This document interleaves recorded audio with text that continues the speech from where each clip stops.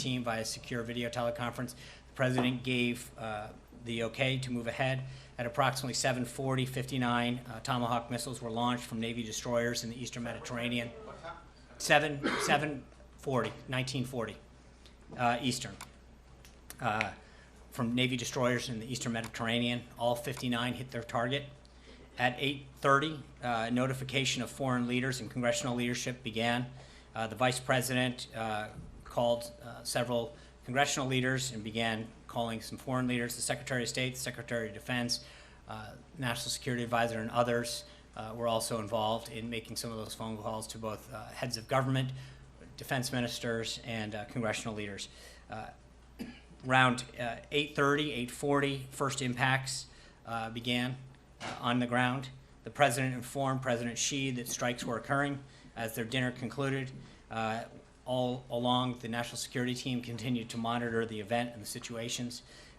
After dinner, the President went back down to the secure room where he was briefed by the Secretary of State, the Secretary of Defense, the Chairman of the Joint Chiefs, and others were present via a secure video teleconference in the Situation Room. The Secretary of Defense was on a secure line video teleconference, as well as the Chairman of the Joint Chiefs.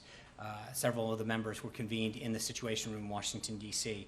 The President was updated on the effectiveness, was informed that battle damage assessment would take a few hours, but that initial results were extremely positive.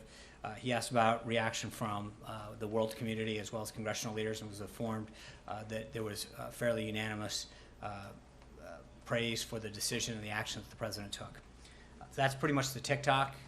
Pentagon and the National Security Team continue to provide the President with updates this morning, and as soon as his visit with President Xi, I expect a further update to the President. Hallie. Sean, can you talk a little bit about the next steps here in Syria? Was this a one-off? Does this change the administration's policies moving forward? What happens from here? Yeah, I'm not going to get in. I think when you've heard the President talk, he spoke extensively in the Rose Garden the other day with King Abdullah there, that he's not going to telegraph his next move. But I think that this action was very decisive, justified, and proportional to the actions that he felt needed to take. And I think it sent a very strong signal, not just to Syria, but throughout the world. Let me ask you a follow-up question, though. How does this fit with his America First foreign policy? Is that still his stated position? Absolutely. I think that his actions were very clear under Article 2 in our nation's national security.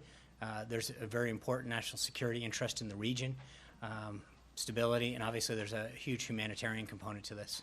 Julie. When McMaster was briefing last night, he said that the President had been presented with 3 options. Can you be a little more specific about what the 3 options were? I can't. Can you talk about the process that the President went through when he got the 3 options, who he consulted with, and then what his recommendation or request to the team was in terms of narrowing them down? Yeah, again, I'm not going to get into specifics. There's obviously both in terms of what could have been done, but obviously that would telegraph potential future action that I don't want to get into, and a lot of that remains classified. I will say, however, that as I mentioned, both Secretary of Defense Mattis, the Chairman of the Joint Chiefs of Staff, Director McMaster, and the rest of the National Security Team, the Vice President, and others were consulted, and that occurred over, starting at Tuesday at 10:30 when the President was made aware of this. He continued to ask questions and ask for options. So this was a very evolving process in which the President was given updates, asked additional questions, given additional options, refined those options until an ultimate decision was made yesterday. Margaret? Sean, can you just clarify? I think you said that the President informed Xi after the strikes had concluded. Is that accurate? The exact timeline, the President, as you know, yesterday was having dinner. I think after the dinner concluded, I believe that the impact had been made. I'd have to check the exact timeline, but the impact occurred at around 8:30 last night, Eastern Time. The President informed President Xi as dinner concluded, and he was on his way back to his temporary quarters. So where the exact timeline is, I don't know, but my understanding is that everything had made impact by the time he informed President Xi. Context, because clearly the President has said that North Korea is of deep concern to That's him. right. This is military action that he has taken unilaterally.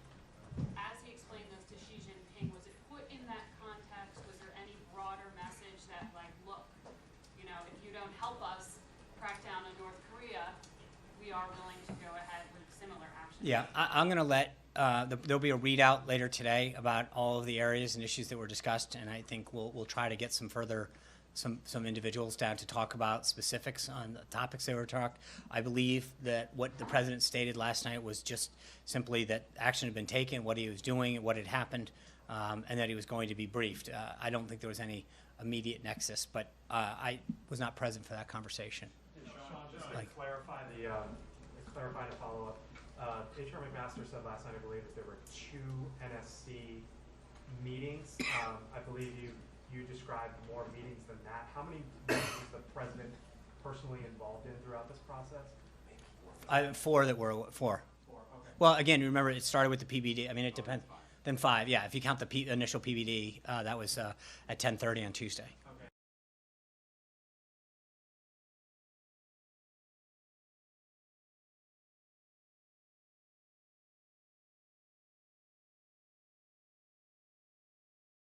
From Syria.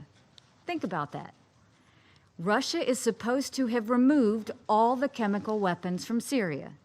But obviously, that has not happened, as innocent Syrians continue to be murdered in chemical attacks. Let's think about the possible reasons for Russia's failure.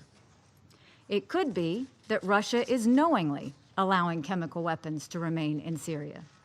It could be that Russia has been incompetent in its efforts to remove the chemical weapons.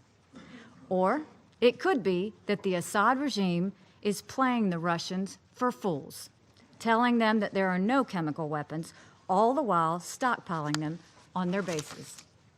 The world is waiting for the Russian government to act responsibly in Syria. The world is waiting for Russia to reconsider its misplaced alliance with Bashar Assad. The United States will no longer wait for Assad to use something they have not done up until this point.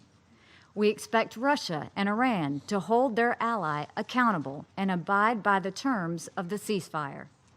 We expect this council to speak loudly and forcefully when the regime or its allies undermine the political process, and countless of our own resolutions.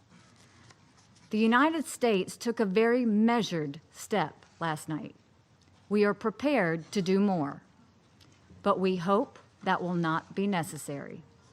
It is time for all civilized nations to stop the horrors that are taking place in Syria and demand a political solution. Thank you.